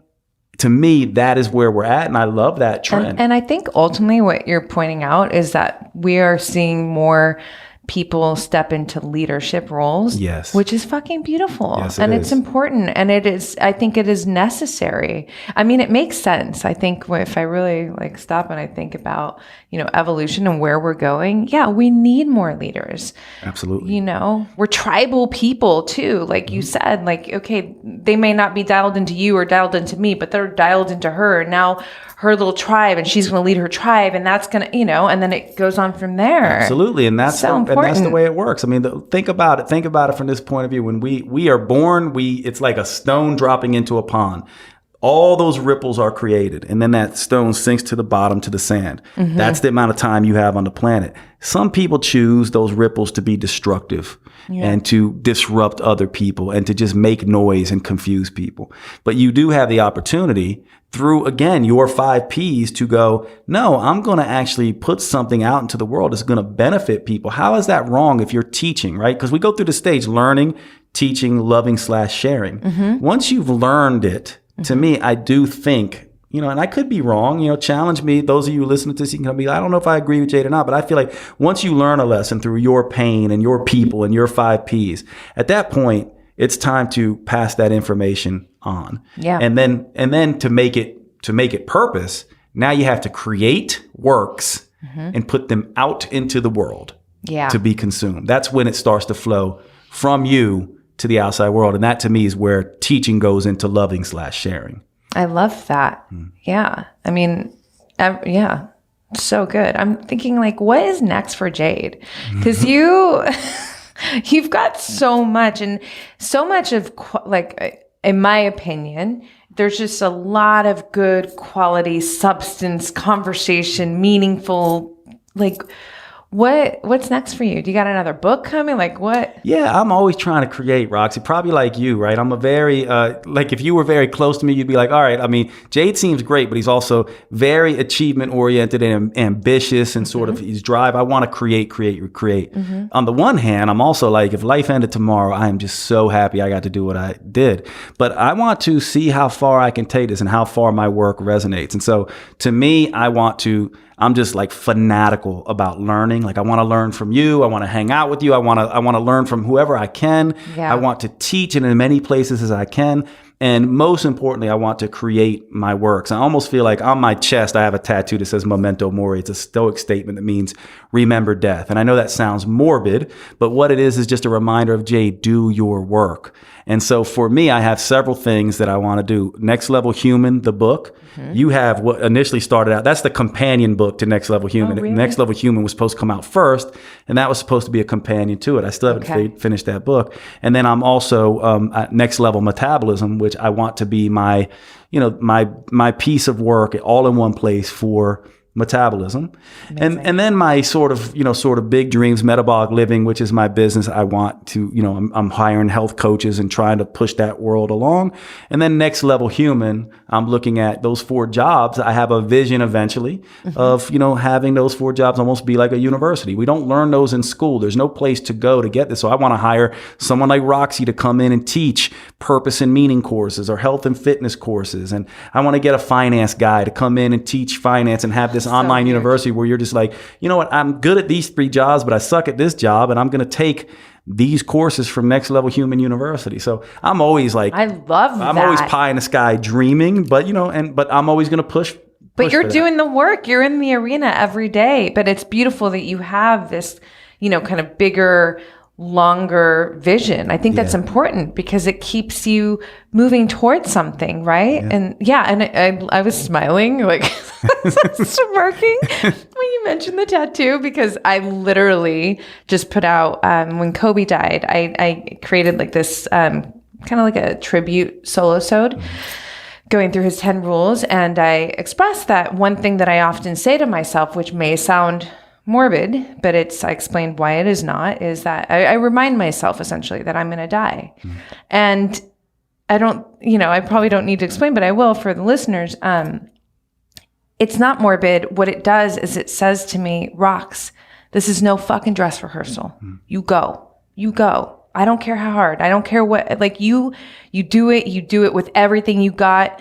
You go all in and it literally is what keeps me moving through my life like this. And I love that you also say, and I say this often as well, but if it all ended today, I win. I fucking win. And I win because internally I am happy. Do I have everything fulfilled? No. That would almost be boring. Right? Like, what is that? You gotta be hungry. You even need like the pain of not having certain things fulfill you right now to be, because that's going to keep you driving forward and keep you learning it. Hopefully it depends on, or champion or victim mindset. Right. But overall it's just, no, I mean, I do feel, and I want to live a long, healthy life. Obviously, I invest in that every day. But just to say that if it all ended now, I feel like I win. And this goes back to the beginning as well, even for the fact that I wake up on a daily basis feeling like, fuck yeah, let's do this shit. And I just want to say, and I'm putting this out there with it, and I know my listeners know me, like, it's not like I'm waving this, oh, everything is great, it's all happy and all fucking perfect. No, man, it's not. It's fucking hard. Yeah. I think I just look at hard different than most people. Challenge for me is like, let's do this shit, motherfucker. Yeah, you're using it. The Buddhist life is dukkha, which means life is suffering. That's a key tenet of Buddhist philosophy, and it's not to make us all feel horrible. Yeah. It's basically to say, hey, look, you're going to suffer no matter what choice you make, so choose what you're going to suffer for. And you very clearly have said, hey, I know it's going to be hard, and whichever direction I go. And what I mean by that, by the way, is if you have money, you suffer because there's a lot of choices and people judge you for your money, or they want stuff from you. If you don't have money, you don't get those things. And so you suffer from that. You suffer from, sort of being poor and not being able to have materialistic things. If you have a lover, you suffer because you don't get a lot of freedom, and you may feel smothered at times, or your time isn't your own. If you don't have a lover, you suffer because you're lonely, and that kind of thing. And so it doesn't matter what direction you go in, you're going to suffer. And so the grass is not greener. It's just choose what you suffer for. And you have decided, and I think I am working on too, being like, this is what I'm going to suffer for. I know it's not going to be the fun all the time. And at times I'm going to hate it. But I made this choice. It's part of my purpose. It's part of my why. It's part of the direction I'm driving. And that is, I think, the key to fulfillment. And I use fulfillment rather than happiness because I do think it is about my signature strengths being used in a way to positively impact the world. That's the difference. Yeah, I love that. And fulfillment, when you think about it, it's more 5D. It's way more sensorial. It's way more, it's just more dimensional. Happiness is like one dimension, and to me it feels very fleeting and there's not as much substance. Yeah. Okay, so 2 more things. Well, like one question, and then I do these rapid fire words. So my question, were you going to say something? No.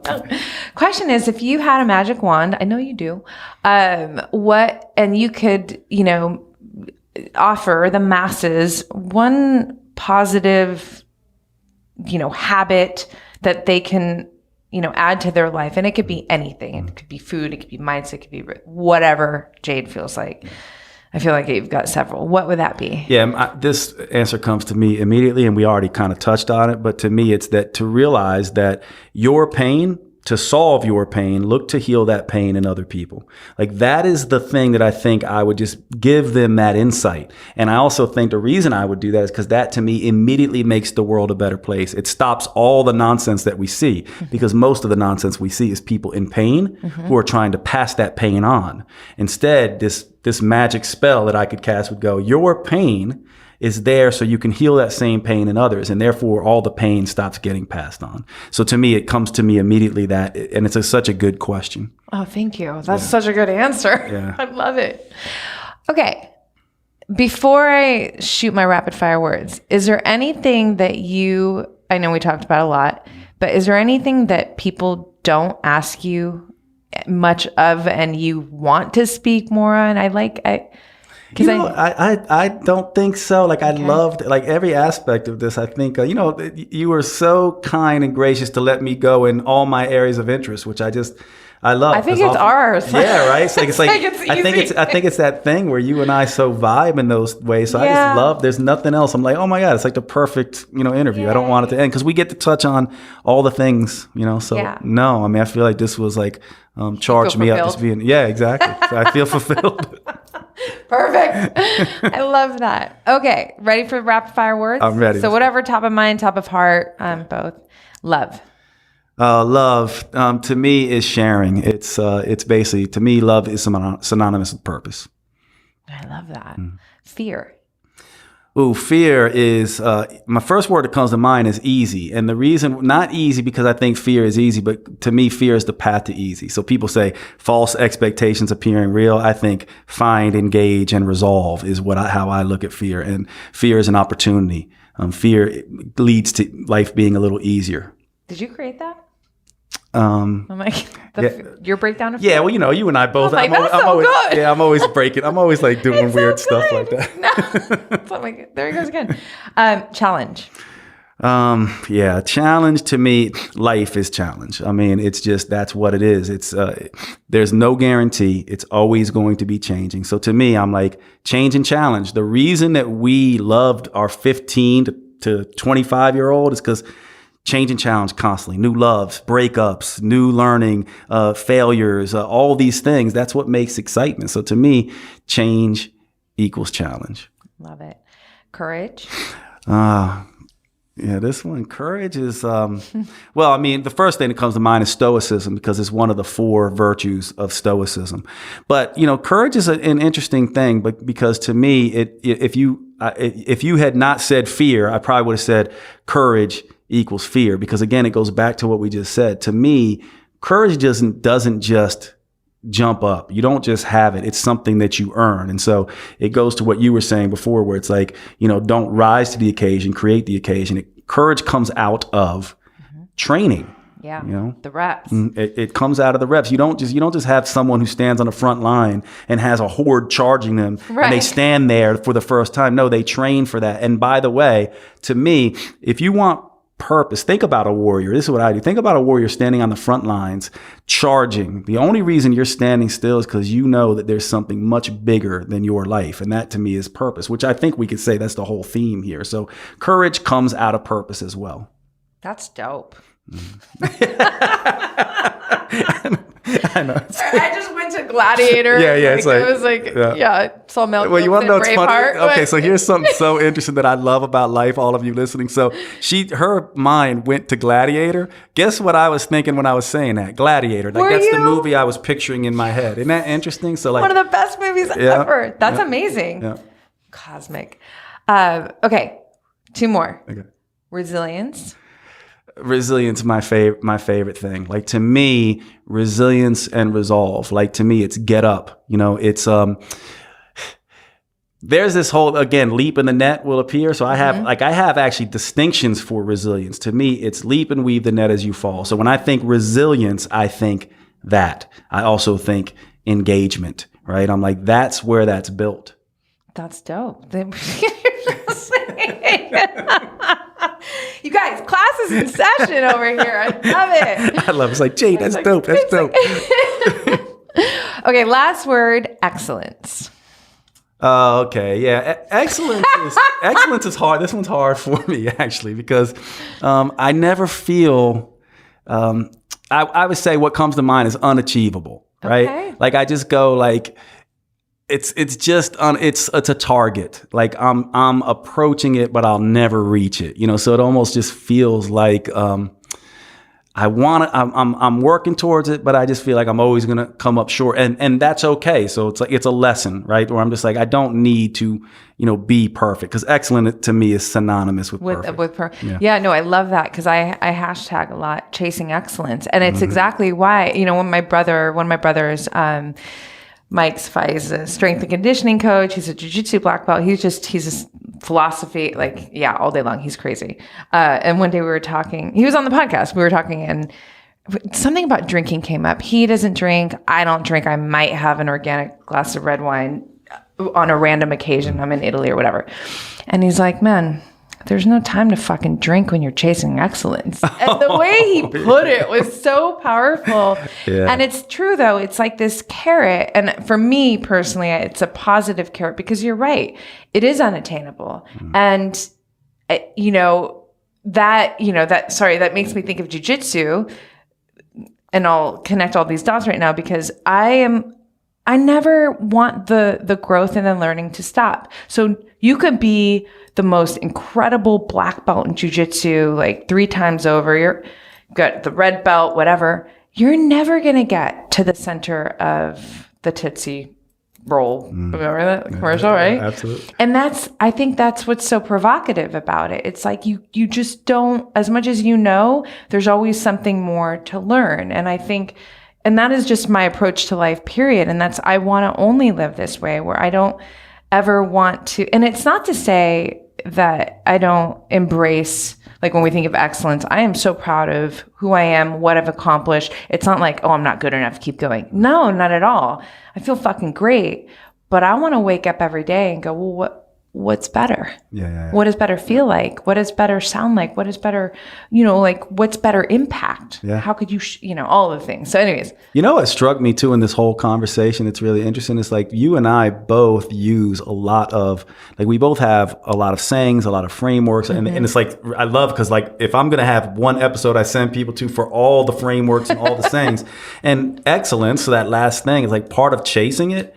Like, it is having these things in your head, like what your brother just said. Like to me, I go, I don't want to drink as much anymore. Like that's when you have something so powerful where you're like, that's going to help me. That's why I think for those who are listening, I think that's why a lot of people who are like pushing this do come up with they're basically all they are is internal mantras. Exactly. Like I repeat these things to myself. It's not rise to the occasion, it's create the occasion. Not everything happens for a reason. It's choose a reason. I think that's why we do that. So it's just striking to me. I'm like, she does all that too. She has all these little things that keep her going, that her brain latches to help her do the thing. No, it's so true. One last thing I'll drop on you, just because nothing means anything except the meaning you decide to give to it. Came to me in meditation one day. I love it. I was troubled and I was like, Muse, what is this, whatever? And she's like, Rox, nothing means anything except the meaning you decide to give to it. And isn't that interesting? Baller. Because that concept, and you expressed it in such a brilliant, like succinct way. And that concept, if you look, it's a universal truth because it's everywhere in philosophy, all of them. Eastern philosophy, Western philosophy, right? It's like you'll see echoes of that thought. Yeah. Love it. You're amazing. So are you. I feel like I'm on Pluto right now. I'm like, oh my God. Okay. How does everybody keep up with you? Instagram, you, like I said in the beginning, you drop such great content there. Your books, everything's in the show notes. You know how this goes. Yeah, Jade. it's so Shoot. Sweet. No, you know what? I just check me out on Instagram. We're all there, right? So that's where me and Roxy hang out. And anybody who's not there, find me there at Jade Teta. But if you're not there, jadeteta.com is my website.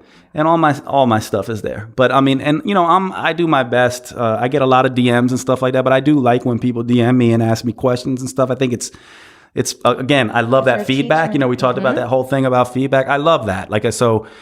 Definitely hit me up on DM and, I'll try to answer your questions. It gets busy sometimes, but I always try to get back to people. So yeah. Yeah, you're amazing. Thank you so much. You guys, I barely even tapped into the brilliance of this man, honestly. So you need it. No, but it's so true. I barely scratched the surface. There's so many areas we could have gone into too, but I got to get you back on here. So I am so grateful for you. And it's funny, just so you guys know who are listening, hanging out with her, I'm like, my whole face hurts. Just it's just constant joy. So no, you're the best. Thanks for giving me a platform to teach. Oh no, it's an honor and a privilege. Thank you so much. Thank you for being a fucking rad contributor. Yeah, you too. All right, you guys, peace out.